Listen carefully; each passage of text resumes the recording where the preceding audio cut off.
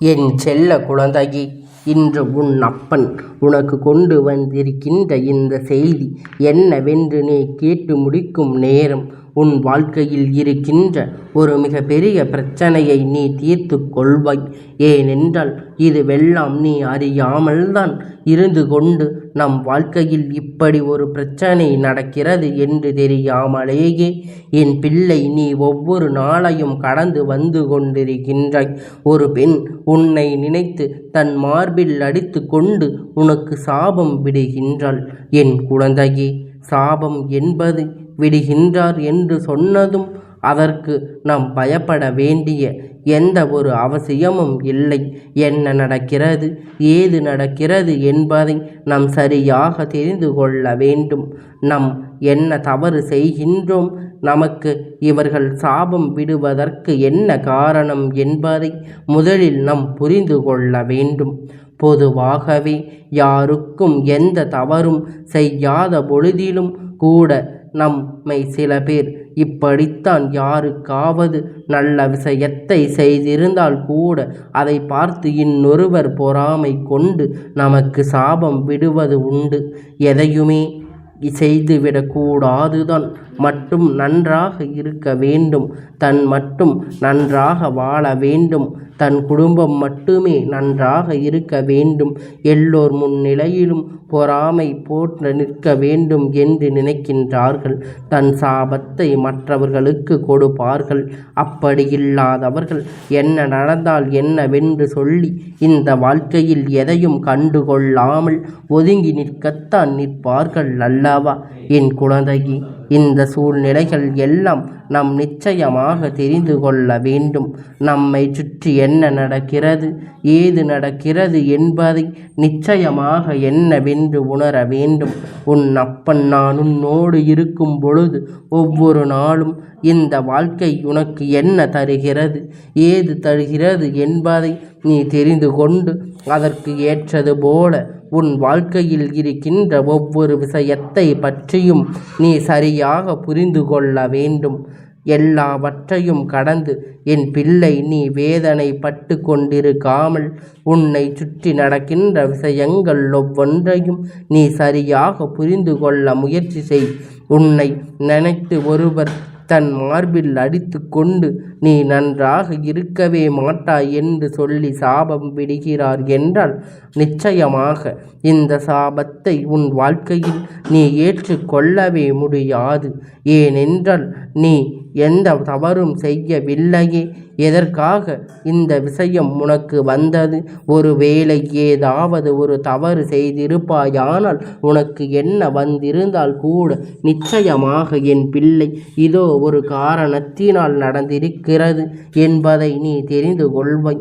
ஆனால் தவறு எதுவும் செய்யாத பொழுது இவர்கள் இது போன்ற ஒரு விஷயத்தை செய்கிறார்கள் என்றால் நிச்சயமாக இதற்கு பின்னால் ஏதோ ஒரு தீய சக்தி இவர்களை ஆட்டி படைக்கிறது என்றுதானே அர்த்தம். ஏதோ ஒரு தீய சக்தி இவர்கள் பின்னால் இருந்து இவர்களை இயக்கி கொண்டிருக்கின்றது என்றுதானே அர்த்தம். எந்த நிலையிலும் உன் வாழ்க்கை மட்டுமே நல்லது நடத்திவிடக்கூடாது என்று நினைக்கின்றார்கள்.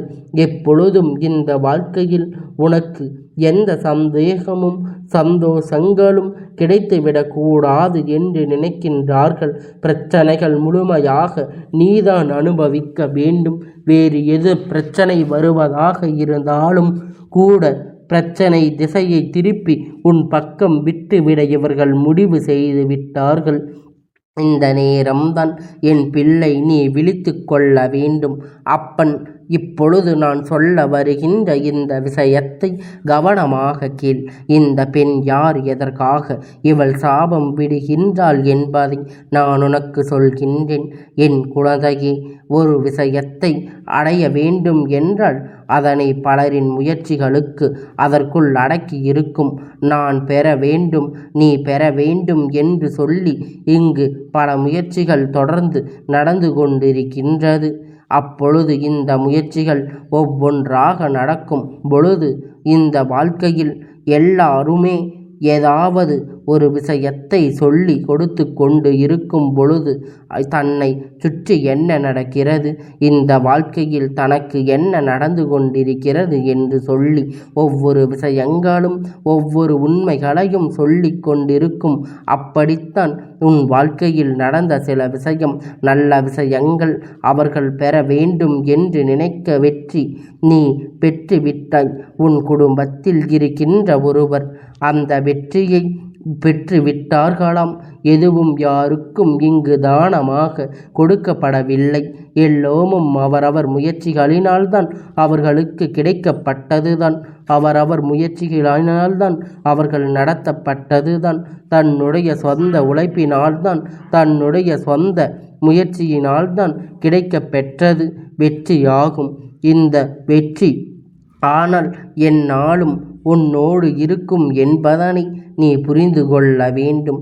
ஆனால் நீ ஒருவரிடத்தில் இருந்து பெறக்கூடிய வெற்றி, பறிக்கக்கூடிய வெற்றி அது நிலைத்திருக்காது. இந்த வெற்றி ஆனது அடுத்தவர் ஒரு வெற்றி கிடைக்கிறது அல்லது அடுத்தவர்கள் ஒரு விஷயத்தை சாதிக்கிறார்கள் என்றால் இவர்களுக்கு எங்கிருந்துதான் இந்த பொறாமை எண்ணம் வருமே தெரியாது. அவரவர் வாழ்க்கையில் பலனை அடைய வேண்டும் என்று நினைக்கின்றார்களே அதை தானே பெற்றிருக்கின்றார்கள். அப்படி இருக்கும் பொழுது அவர்களுக்கு சாபம் விடுவதில் என்ன பலன் இருக்கின்றது? ஆனால் இந்த பெண் எதையும் பெரிதாக பழித்து கொள்ளாமல் மற்றவர்கள் முன்னிலையில் ஒரு சிறு விஷயத்தை கூட ஊதி ஊதி பெரிதாக்குகின்ற எண்ணம் கொண்டவள். அவள் இந்த விஷயத்தை ஊதி ஊதி பெரிதாக முயற்சி செய்கின்றாள். இந்த விஷயத்தை ஊதி என்னவென்று பெரிதுபடுத்த முயற்சி செய்து கொண்டிருக்கின்றாள். இப்படியெல்லாம் இந்த அப்பன் உன்னோடு இருக்கின்ற இந்த நேரம் நான் சொல்வது போல இந்த பெண் தான் மார்பில் அடித்து கொண்டு இப்பொழுது அவர்களை உனக்கு நல்லதே நடக்காது, நீ நன்றாக இருக்க மாட்டாய், உனக்கு தொட்டது எதுவும் தொடங்காது, நீ நிச்சயமாக அழியத்தான் போகின்றாய் என்பது போன்ற சாபத்தை அவர்கள் விட்டு கொண்டிருக்கின்றார்கள். உனக்கு இப்பொழுது என் குழந்தையே, இது போன்று உன் வாழ்க்கையில் நடக்கின்ற ஒவ்வொரு பிரச்சனைகளுக்கும் சர்வ நிச்சயமாக உன்னை எதிர்பார்த்துதான் நடந்து கொண்டிருக்கின்றது. எப்படியாவது இந்த கஷ்டத்தை நீ தாங்கிக் கொள்ள வேண்டும் என்றுதான் இந்த விஷயங்கள் அத்தனையும் உன்னை சுற்றி நடந்து கொண்டிருக்கிறது. உன் அப்பன் நானும் அதற்கு அனுமதி கொடுப்பதற்கு காரணம் நீ சிறு வயதிலேயே இந்த பிரச்சனைகளை எல்லாம் சந்தித்து விட்டு உன்னை நீயே பக்குவப்படுத்தி கொண்டாயானால் அது போதும். நீ உன்னுடைய பக்குவத்தினால், உன்னுடைய அனுபவத்தினால் அத்தனை விஷயங்களையும் சரியாக எதிர்கொண்டு விட்டாய். ஆனால் இந்த பெண் தன் பக்கம் எந்த நியாயம் இல்லை என்று தெரிந்துவிட்ட பிறகும் கூட தம் எந்த முயற்சிகளையும் வெற்றி பெறுவதற்காக செய்யவில்லை என்பதை புரிந்து கொண்ட பிறகும் தேவையில்லாத அடுத்தவர்களின் முன்னேற்றத்தை கண்டு பொறாமைப்படுவதில் என்ன பலன் இருக்கின்றது? நம் வேலைகளை எல்லாம் அப்படியே விட்டு விட்டு நம்முடைய முயற்சிகளை எல்லாம் ஓரமாக ஒதுக்கி வைத்து விட்டு அடுத்தது என்ன விஷயம் என்று யோசிக்கின்ற நேரம் எப்பொழுதும் இதையெல்லாம் சிந்தித்து நீ ஒருபோதும் உன்னை காயப்படுத்தி கொள்ளாதே. இதையெல்லாம் யார் செய்கின்றார்களோ அவர்கள் நிச்சயமாக எப்பொழுதும் அவர்களை மறக்காமல் இருந்து விட்டால் போதும். உனக்கு எந்த கெடுதலையும் நடத்த நினைக்கின்றவர்கள் ஒரு நொடி பொழுது யோசிப்பது கிடையாது.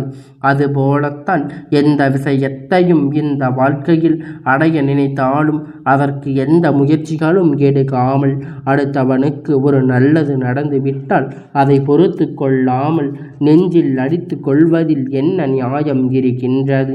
என் குழந்தையே, இந்த அப்பன் உன் முன்னால் நின்று உனக்கு சொல்லுகின்ற இந்த விஷயம் ஒன்று சர்வ நிச்சயமாக உனக்கு இந்த வாழ்க்கையில் மிக பெரிய தெளிவை கொடுத்து கொண்டிருக்கிறது என்பதை மறக்காதே. அப்பன் ஒன்று மட்டும் தெளிவாக சொல்கின்றேன், என் குழந்தையே, குடும்பமாக இருக்கும் பொழுது அந்த குடும்பத்துக்குள் சண்டைகளும் சச்சரவுகளும் இல்லாமல் இருக்காது. அது நடப்பது வழக்கம்தான். சண்டைகளும் சச்சரவுகளும் இருந்தால்தான் ஒரு புரிதல் அதிகமாகும். ஒவ்வொரு பிரச்சனைகளுக்கும் முடிவில் மிக பெரிய அன்பு பாரமாற்று அங்கு நடக்கப்படும்.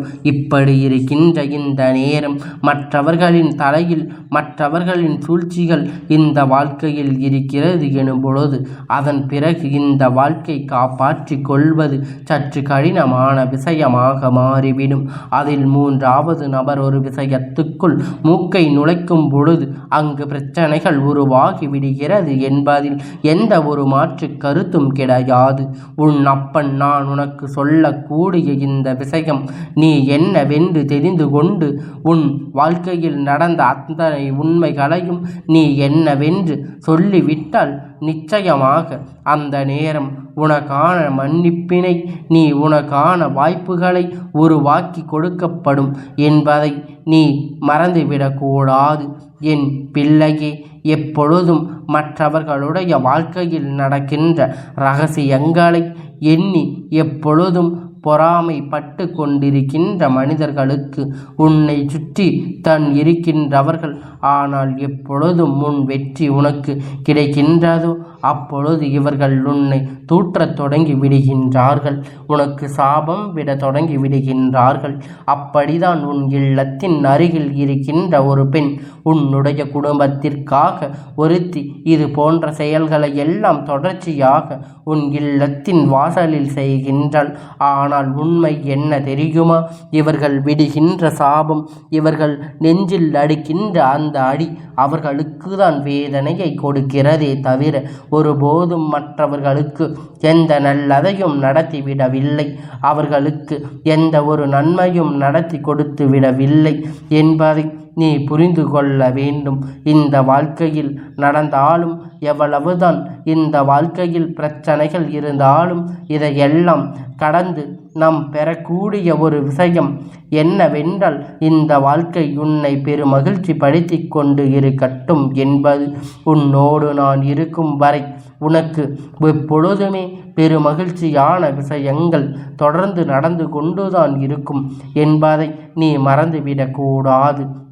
எல்லா விஷயங்களுக்கும் மேலாக நடக்கும் இந்த வாழ்க்கை என்ன கொடுக்கும் ஏது கொடுக்கும் என்பதையெல்லாம் நாம் தெரிந்து கொள்ள வேண்டும். எப்பொழுதும் எல்லா விஷயங்களையும் மறந்துவிட்டு இந்த வாழ்க்கை வாழ நினைத்தாலும் இது போன்ற எண்ணங்களை கொண்ட மனிதர்கள் மற்றவர்கள் வாழ்வதை விடுவது கிடையாது. நாம் இப்படி செய்கின்றோமே, அந்த குடும்பத்தில் குழந்தைகள் இருக்கின்றார்களே, அந்த குடும்பத்தில் இருக்கின்ற எல்லோரையும் இது பாதிக்குமே என்ற எண்ணம் இவர்களுக்கு இல்லாத பொழுது எப்படி தெய்வம் இவர்களுக்கு துணை நிற்கும்? அவர்கள் கொடுக்கின்ற சாபங்கள் உன் பக்கம் திருப்புவார். நிச்சயமாக இதையெல்லாம் ஒரு நாளும் பலிக்காது. தெய்வம் இதையெல்லாம் அவர் குடும்பத்திற்கே திருப்பி விட்டு விடுவார். அவர்கள் குடும்பத்தில் இருக்கின்றவர்களை வேதனைப்படும்படி இதையெல்லாம் அவர்களுக்கு திருப்பி விட்டு விடுவார்கள் என்பதை நீ புரிந்து கொள்ள வேண்டும், மறந்துவிடக்கூடாது. என் பிள்ளையே, இந்த அப்பன் சொன்னது போல எப்பொழுதும் யார் என்ன செய்து கொண்டிருந்தால் என்ன, யார் எப்படி இந்த வாழ்க்கையை நடத்தினால் என்ன, உனக்கு எத்தனை சாபங்களை யார் கொடுத்தால் என்ன, உன் அப்பன் நான் இருக்கின்றேன் அல்லவா? இனி இதுவெல்லாம் ஒருபோதும் உன் வாழ்க்கையில் பலிக்காது. இதுவெல்லாம் ஒருபோதும் உன் வாழ்க்கையில் நடக்காது. அந்த அளவிற்கு நான் உன் வாழ்க்கையில் இருந்து உனக்கு மிக பெரிய வெற்றியை கொடுப்பேன் என்பதை நீ மறந்து விடாதே. அப்பன் உனக்கு இப்பொழுது கொடுக்கின்ற பயம் எந்த ஒரு அப்பன் நான் வந்துவிட்ட பிறகும் உன் வாழ்க்கை பற்றி சிந்தனை எதற்கு கலங்காதே. யார் எதனை மன்னிப்பு வரை தூற்றினாலும் அது உன் மீது தூற்றியதற்கு சமம் கிடையாது. அவர் தலையிலேயே அதை தூற்றியதற்கு சமம். நாம் நினைக்காத இருந்து செய்த தெய்வம் அதை நிறைவேற்றாத பொழுது நீயாகவே இல்லாமல் தன்னால் இயலத்த காரியத்தினால் அதை இன்னொருவர் செய்து முடிக்கிறார் என்பதற்கு அவர்களுக்கு சாபம் கொடுத்தால் தெய்வம் அதை செய்கின்றார்களே, திரும்ப கொடுக்கும் என்றுதான் உண்மை. என் பிள்ளையே, நீ அப்பன் பிள்ளை, உன் முயற்சிகளை கைவிடாதே.